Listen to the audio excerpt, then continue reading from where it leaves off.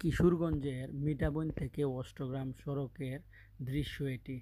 অনেক সুন্দর, সম্পূর্ণ রাস্তাতে রং করা হয়েছে।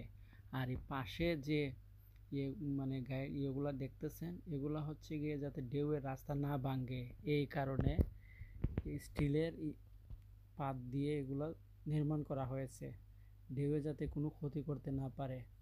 সামনে যে সেতুটি দেখতে পাচ্ছেন, এটাই হচ্ছে বাদশালা সেতু। বাদশালা সেতু হয়েই আপনার যেতে হবে অষ্টগ্রাম।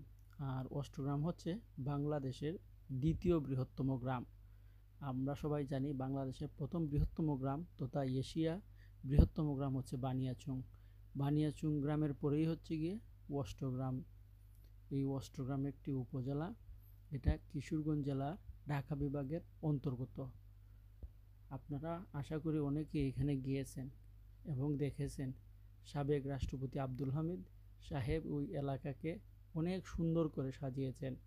কিন্তু এখানে আমার ক্ষুদ্র জ্ঞানে যে জিনিসটা মনে হয়েছে, এত রাস্তা না দিয়ে যদি উড়াল সেতু করতেন তাহলে পানির চলাচলের প্রবাহটা ঠিক থাকতো যাই, আর এত টাকাও খরচ হতো না বলে আমার মনে হয়।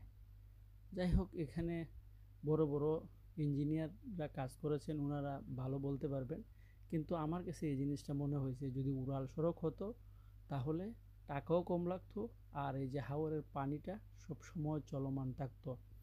তো আপনারা কাছে ভিডিওটা কেমন লাগলো সকলেই জানাবেন, লাইক কমেন্ট শেয়ার করবেন। ধন্যবাদ, ভালো থাকবেন, আল্লাহ হাফিজ।